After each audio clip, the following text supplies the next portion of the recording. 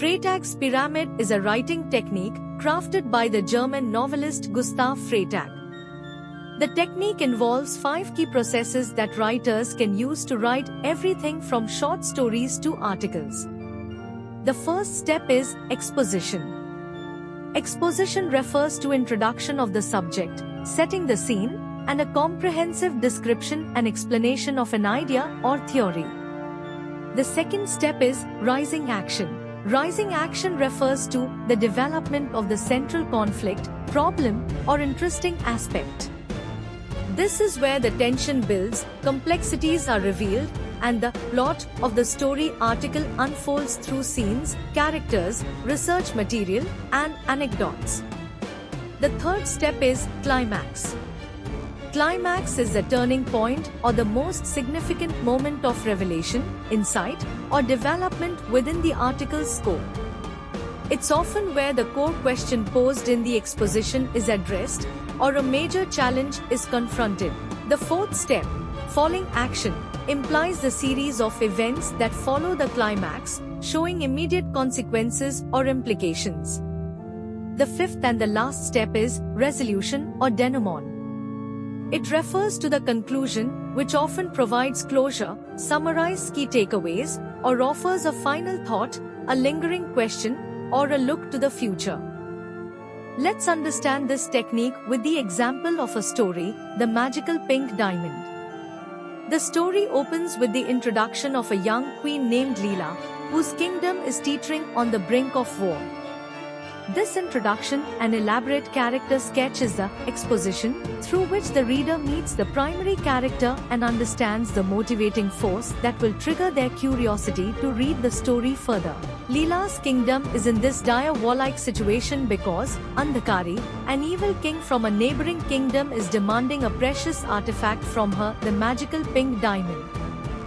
This diamond was passed on to Leela from her ancestors and had remained in their kingdom for hundreds of years. The ancient sages had locked within this pink jewel magical powers that would protect the kingdom against evil and bless it with bounty and abundance. Andhakari had rashly sent a messenger with a letter to Leela, demanding the magical jewel from her, threatening to attack and invade her kingdom if she refused. After reading his letter, Leela was jolted into a tailspin of fear, anger, and powerlessness. Andhakari, after all, was 10 times more powerful than her. He had more wealth. He had more soldiers. And unlike her and her soldiers, he and his men didn't have any conscience. He would go on to great lengths to exert his power and snatch anything he desired, even if it was at the cost of killing innocent masses. But Leela was not someone to give up. Her boundless courage prompted her to embark on a secret quest to retrieve the magical pink diamond, which was hidden in the ancient ruins of her empire. Once she got hold of it, she would secure it to some safe place and trick Andhakari into believing that it was lost. This marks the rising action part of the story. Rising action involves the scenes where tensions mount and the journey introduces challenges, treacherous mountain passes, cryptic riddles guarding the ruins, and a shadowy rival also seeking the jewel. Each hurdle Leela overcomes builds suspense, bringing her closer to her goal, yet further into danger. Finally, deep within the crumbling ruins, Leela confronts the rival, a powerful sorcerer, in a desperate struggle for the magical jewel. This is the climax, the story's peak, where the conflict reaches its absolute zenith, and the outcome hangs in the balance.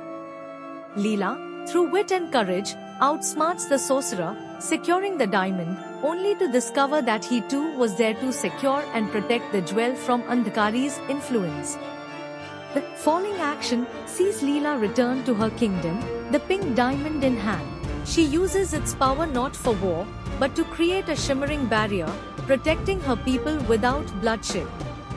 Horrified by the supernatural barriers of fire and wild electric currents, Andhakari's soldiers were horrified and forced to retreat.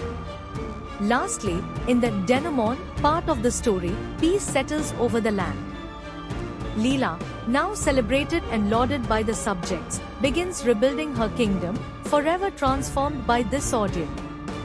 The threat is gone, loose ends tied, and a stable, empowered kingdom established.